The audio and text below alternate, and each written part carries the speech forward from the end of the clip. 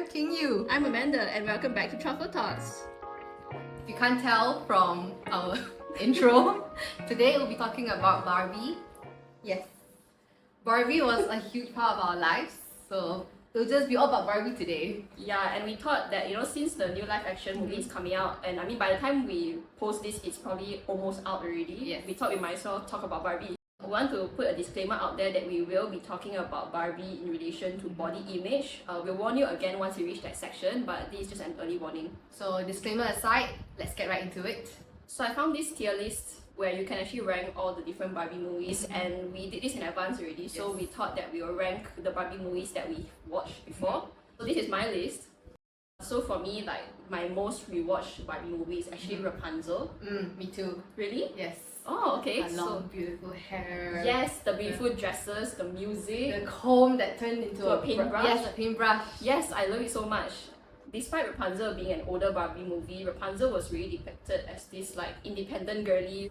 She saved herself from Gothel with the help of her friends, plus like we said, the dresses, the music, so great. And this is a really hot take. So you didn't watch Barbie Diaries, No. right? Yeah, I only watched the older Barbie movies. Yeah, so like Barbie Diaries, the animation quality was really bad, but I think that's what gave it its charm for me, because I really like the plotline of how it was based on a high school, like Barbie going through this like phase of not really wanting to stand out too much but also wanting to fit in, and it was like a whole high school thing, so I really loved that movie.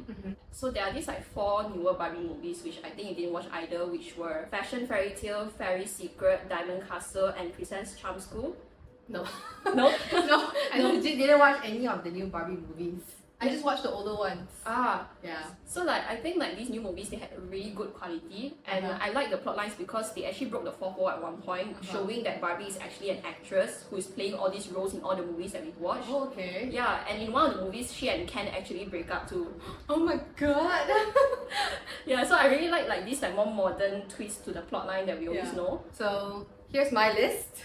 I didn't watch a lot of the newer Barbie movies. I watched the older ones. The last Barbie movie I remember watching was what's it called? The Island Princess. Island Princess. Yeah, that Island was a good Princess. So my top ones are Rapunzel, Nutcracker, Princess and the Pauper, and Swan Lake, because I rewatched them many times, so I remember them. The rest were just like meh, because I didn't really rewatch them as much.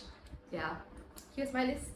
And you didn't watch as many Barbie movies as me, right? Yeah, you rewatched them, right? I rewatched most of the movies when I was a teenager, and I also watched like the newer Barbie movies that I mentioned earlier. I watched a lot of them when I was like 13 or 14. So didn't. yeah.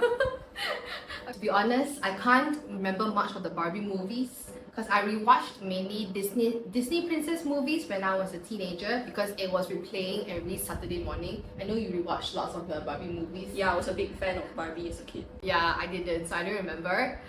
Because like once I was a teenager, I was like, I'm a teenager now. I am Team Jacob. Twilight forever. Don't worry, I'm not Team Jacob anymore. I'm Switzerland. So How dare you? no, No? Jacob forever. But as a child, I recall that me and my sister would rewatch Barbie movies over and over again rather than Disney princess movies when we were younger. And reflecting on it now, at that time, I'm sure as a child, I was like, wow, Barbie, glitter, wow, animals, dresses. But what I recall from Barbie movies with my very bad memory is that Barbie is her own savior. She's not waiting for a prince to save her. She's not just skipping throughout the whole movie, looking at you, Snow White, Sleeping Beauty. Neither did she give up her whole life just to be with a prince that she's known for like a minute or fall in love with a captor. No, Barbie did her own saving while wearing a dress and heels. Like in the Rapunzel movie, she did not wait for her prince to save her. She actually escaped the tower to save the prince. So like, plot twist, we love her. In contrast to like the Disney princess movies, what made Barbie such a good role model is because she had very interesting storylines that she had to go through, and along the way she had to learn lessons related to friendships, love and courage. I don't know whether this is counted as a lesson, but I learned how to dress to impress from Barbie. At least when I was a child, before Bella Swan's like long neck tees and Elena Gilbert's double lace double layering lace thingy had like a chokehold on me. But here are just a few examples.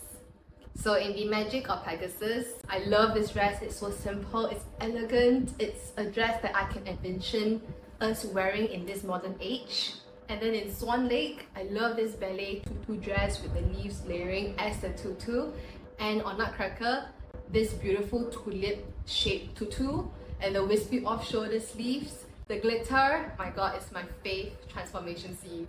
So this is probably really cliche, but the biggest lesson that I learned from Barbie is that you can be whoever you want to be and you just need to believe in yourself. So I'm an introvert myself and I was even more introverted up to high school, and I would definitely say that all the films, movies, the media that I consume had a big influence on that part of my personality. So for instance, like we see in High School Musical, there was this song called Stick to the Status Quo, where they were basically singing that like you need to stick into that bucket that you've already been placed in, like the jocks or like the nerds or whatever, so you couldn't leave that zone of yours. Or like those beautiful transformation scenes like Anne Hathaway in Princess Diaries, where she goes from like this awkward teenager to a beautiful princess. They got rid of her glasses, straightened her hair and all that. Or like in Cinderella, where she goes from like a maid to a princess. You know, the list goes on. But like these movies kind of taught me that like you either stick to that zone or that bucket that you've already been put into, you need to conform to that, or you need to conform another way by changing who you are to fit society's expectations. And I mean, of course, all these movies had like a much bigger moral lesson that we know by now, but it was not something that I realized when I was first consuming them as a child. I think we're both similar where like for me, when I watched Barbie as a kid, I was also just mostly obsessed with the dresses, the music, the storyline and all that. I didn't see the lessons either when I was a kid, but there's definitely no shortage of lessons from the Barbie movies when it comes to being whoever you want to be and like accepting your unique self. For example, in Princess and the Pauper, Erica, who's pretending to be Princess Annalise, sings to her cat who behaves like a dog. And if what you are is a strange you, doesn't mean you should change you, only means you should change your point of view. Or in Rapunzel, Barbie and her sister Kelly were painting together and Kelly was having doubts about her artistic abilities. So Barbie told Kelly the story of Rapunzel, and in the end Barbie said, "Kelly, you can create anything you imagine." To which Kelly realized, "I know Rapunzel's secret. She painted what she dreamed." And Barbie replied, "When you do that, you'll never go wrong."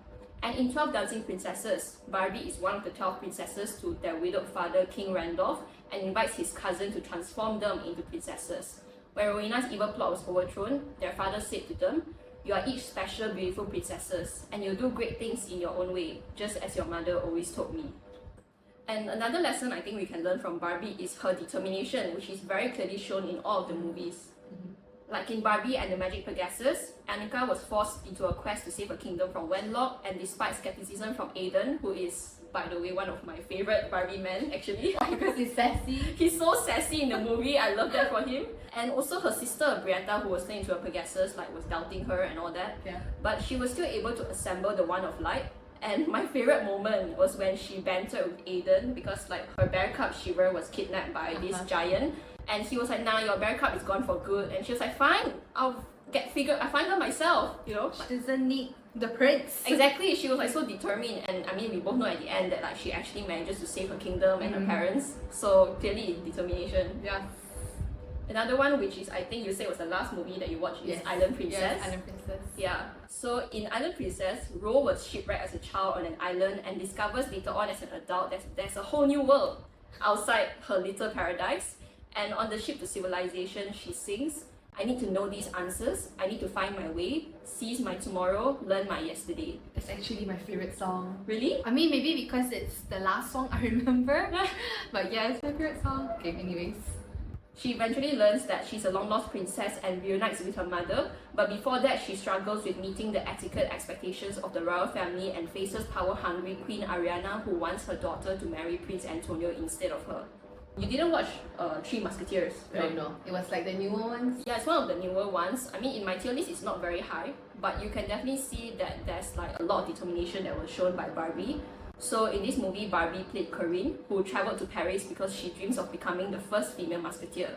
But pretty much everyone belittles her because for some context, this movie was set in the 1600s or so, where women pretty much had no freedom, you know, or say in anything about their career.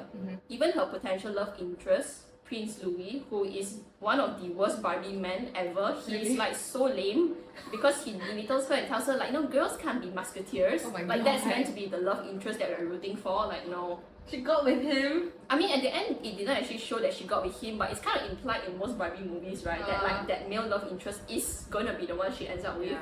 But actually, in the end, it was very good, where like they saved the prince. At first Barbie saved the prince from falling to his death. Then he said that dumb line about females not being able to be musketeers. But later on, like So there was Barbie saved him and then he said that dumb line. yes, like you should be like thank you for saving me, right? Like, How about no. a note of appreciation? Exactly. Prince, whoever you are. Yeah, I don't even remember his name. He's so forgettable. So eventually Barbie meets these three women who are also interested in being musketeers, and they also meet this old maid who knows about this old training center for musketeers. So the three of them train together and they eventually save the prince from his cousin who wanted to unalive him to overthrow and take over as the king. So this is probably a bit of a segue, but I think that we can also learn something from the Barbie villains. So Caitlin McKillop has this full video where she ranks all the Barbie villains, but here's my take on this. I think that all the Barbie villains are pretty much power hungry on the surface, but some of them have deeper lessons that we can actually learn from. So the very basic villains that we see are like Rowena from 12 Dancing Princesses and Lydia from Diamond Castle, who are both just power hungry in general. And then Wenlock in Pegasus as well as Preminger in Princess and the Pauper are not only power hungry but like typical misogynistic people. But there are some deeper lessons that we can learn from a few other villains. For example, Queen Ariana and Dame Devin from Island Princess and Charm School respectively both have generational trauma from living in poverty as a child, but they are also mega gaslighters towards their daughters. And Gothel from Rapunzel was love spurned by Rapunzel's father, and that's why she kidnaps Rapunzel in the first place. So what we can gather from this is that all these villains are pretty much just very sad people who were doing all these bad things because they were unhappy with their own lives. So we can see the same thing in real life, where there are people who are putting us down and belittling our ambitions, but maybe it's because they're actually unhappy with their own lives and they're kind of jealous that we are succeeding in some ways. Also, I want to put it out there that Raquel is the best Barbie villain. And why I say this is that she starts out as this like very insecure, typical high school mean girl who peaked in high school. But she has this redemption arc in Very Secret where she actually saves Ken together with Barbie and they end up becoming friends. They're no longer enemies towards like that segment in the modern movies. Oh, okay. Okay, but I mean like I'm not saying that we need to befriend our bullies, but what I'm saying from here is that like if we put aside and detach what we think we know about these bad people in our lives, we can actually realize that they're just unhappy with their lives, and if we detach from their criticisms of us that may be a bit ill-placed, we can focus instead on our own ambitions. Also, don't be mean to people. You're not the main character. Yeah. So, well, I mean, watch our episode on main character To find episode out 3. more. That's the first time we are plugging something. We are. We're not good at this. Disclaimer. In the next section, we'll be talking about Barbie in relation to body image and inclusivity. If conversations on body image are triggering for you, please skip ahead to the following timestamp, which you may find on the screen or in the description. We are sending love and support to everyone who's struggling with body image. Your struggles are valid and we hope that you're doing alright. So we all have parts of our bodies that we feel insecure about because after all, we are our own harshest critics. And I want to put another disclaimer that a lot of the studies conducted that I'll be talking about later relate to girls because they only tested this on girls. So not saying that only girls can play with Barbie dolls or only girls suffer from body image. Like it doesn't matter who you are, you can play with Barbies if you want, or you may suffer from body image issues. So disclaimer again.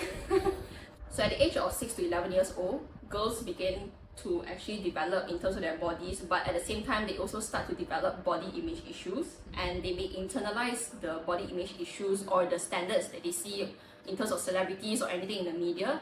So there was this study that was conducted by this journal called Body Image on the relationship between girls playing with Barbie dolls and their views on body image and satisfaction with their own bodies. And what they found is that girls who played with Barbie dolls are more likely to feel dissatisfaction towards their own bodies versus girls who played with dolls that had a curvier body. Since Barbie's invention in 1959, people have argued that Barbie would actually not be physically able to hold herself up because her body proportions, where her head is a lot bigger than her body, would force her to walk on all fours. I think, Like, I guess you can tell. yeah, like I mean, if you look at Barbie's body, like I don't know, I didn't think this through. Like I didn't think this would be an issue. Yeah, I guess so, because like her neck is very narrow and her head is pretty big. Research has shown that girls who played with Barbie dolls are more likely to develop eating disorders and have lower self-esteem, which can actually sustain into adulthood. So some argue that if you combine Barbie's unrealistic body proportions with society's beauty standards, it comes as no surprise that people are actually looking to do things like plastic surgery to change how they look, to look as though they are Barbie or any other celebrity that we see online. And obviously, I'm not saying there's anything wrong with changing how you look or plastic surgery, you do you, but this is probably the reason why the Barbie effect exists. So Mattel started taking criticisms against Barbie very seriously for two reasons, and one of the obvious reasons is money. Capitalism again! Capitalism, money! We always talk about capitalism for some reason. Yeah, it always relates to capitalism or pandemic. Or consumerism, like they're all just connected. So quoting Mattel's COO Richard Dixon, Bratz dolls were eating Barbie's lunch in the older girl demographic, and Disney Princess was chomping away at the younger girl demographic. And the second reason why they started taking criticisms more seriously is because of the shifts in beauty standards that we see, because like obviously beauty standards shift every decade or so. In the 2000s, body positivity started to go mainstream, and in this environment, a new generation of mothers chose to favor more empowering toys for their children. And according to the article by Time, as much as Mattel has tried to market her as a feminist, Barbie's famous figure has always overshadowed her business outfits. At her core, she's just a body, not a character, a canvas upon which society can project its anxieties about body image. Mattel began to pose this question to their designers: if you could design Barbie today, what will you do to make sure that she's a reflection of our times? Over the years, Mattel has been trying their best to be more inclusive in terms of their design of the dolls or the positioning in general. According to their website, Barbie recognizes the importance of representation and is committed to doing the work to inspire the next generation. They started out with introducing Barbie dolls of different ethnicities, like their first black doll in the late 60s and Hispanic and Asian dolls in the 80s. In the late 90s, they introduced the first doll in a wheelchair and has since released Barbie dolls with vitiligo, hearing aids, and most recently Down syndrome. In the 2010s, Mattel released dolls with different body sizes for both Barbie and Ken. It's really great to see how Barbie has come a long way, but there's definitely a lot more work that can be done. Barbiecore. What is it and how did it start? For Valentino's Autumn-Winter 2022 collection, creative director Pierpaolo Piccioli collaborated with Pantone and debuted their show with a single color, pink, hot pink. After the show's debut, celebrities have been seen gracing the carpet wearing pieces from his collection from the Grammy Award shows to the Met Gala. Valentino's collection, along with the new Barbie movie, fueled the Barbiecore trend that we now see on TikTok. From pink latex dress to voluminous pink tulle paired with bows, ultra-high pink palm heels matched with pink manis to pink cakes, cars, pink parties, pink is here with vengeance. Valentino described that the use of hot pink is a liberation from the need for realism. And Pantone even named Viva Magenta as the color of the year, as it described that it was selected because it exudes by rebellion, but not at the expense of softness. It embodies an expression of fierce grace, inspiring us to show up with confidence and humanity, which is a welcome attitude that we want in this year after the last few years of pandemic. Barbie fits into this year's trend of dopamine dressing. With most of us stuck in our sweats and pajamas all day during lockdown, dopamine dressing is styling yourself in bright colors to boost your mood and, like the term suggests, to release dopamine. And with the Barbiecore aesthetic, we're not talking about the muted millennial pink, no. We are talking about fluorescent hot pink. It's bold, subversive, campy, and antithesis to the beige and minimal aesthetic. In a time where abortion rights are taken and hate crimes occurring, Katie Kelleher from Refinery 29 writes, hot pink will always feel a bit like drag, an exaggerated version of feminine dressing that skews a little aggressive. During a time when the bodily freedom of pregnant people is under assault and the rights of our trans brothers and sisters are being forcefully stripped from them, who wouldn't want to pick the angriest, sexiest, loudest, oldest pink on the planet? Barbiecore also owes its popularity to another trend on TikTok known as Bimbo Talk. So how did this generation reclaim the meaning of bimbos? Back in 2021, within the span of 48 hours, Paris Hilton married Carter Rim. Britney Spears was freed from her conservatorship. And Lindsay Lohan made a Hollywood comeback with a Christmas romantic comedy on Netflix. Now, fast forward to 2021, Paris, Britney, and Lindsay make headlines again, but this time is to celebrate their success. And this defining moment led to the bimbo talk trend. I think there's a lot of negative connotations to the word bimbo, right? Yeah, so bimbo was a very derogatory term at first. Yeah, I remember it used to be like in the same area of like dumb blonde and everything. Yeah, like someone who is very stupid. But now, in this century, Gen Zs have found a way to reclaim the meaning. In the Oxford Language Dictionary, a bimbo is a derogatory term to describe an attractive but unintelligent or frivolous young woman. But now, bimbo talk has reclaimed its definition by embracing femininity and casting aside capitalism values. It's going against societal norms that regarding anything as remotely girly as stupid or something that cannot be taken seriously. Or even associating the color pink with that gender norms of like, oh, girls equals pink, like gender reveals equals to blue, boys. I don't know about you, but like I kind of internalized this idea because when I was a kid, I really liked the color pink. But then as I got older, I somehow internalized the value that like, you know, pink is not the color for a more mature woman anymore. Same. So when we were actually, I was looking for what to wear for this episode, I actually struggled a bit because I didn't realize that I got rid of most of my pink clothes when I was younger. Yeah, me too actually, especially when I was a teenager. So, you know, as I say, I got into the Twilight Bella Swan aesthetic. I just removed pink from my wardrobe. Yeah. Just all internalized societal expectations. Yeah. Sad. It's going against the ideas that we need to embody masculine traits to succeed and, you know, not to wear too much makeup or dress a bit too girly in fear of being perceived as ditzy. Bimbo talk is a proclamation that we should be taken seriously regardless of whatever I'm wearing and whichever identities we identify with. As Sophie Hadney from the New York Times puts it, no more straining to be smarter than the boys. Bimboism offers an opposing and, to some, refreshing premise. Value me, look at me, not because I'm smart and diligent, but for the fact that I'm not. It's anti-capitalist, even anti-work. But one thing people need to understand is that bimbos are not stupid. They are redefining the definition of intelligence altogether. You got into Harvard Law? What, like it's hard? As Bimbo Goth told In the Know, a bimbo may not be able to understand algebra, but they can understand fighting for basic human rights. Like Elle Woods from Legally Blonde proves that you can be ultra feminine and still have intelligence, as intelligent is not just strictly defined as to understanding economics and mathematics only. Because isn't it the first cardinal rule of perm maintenance that you're forbidden to wet your hair for at least 24 hours after getting a perm, at the risk of deactivating the ammonium thioglycolate?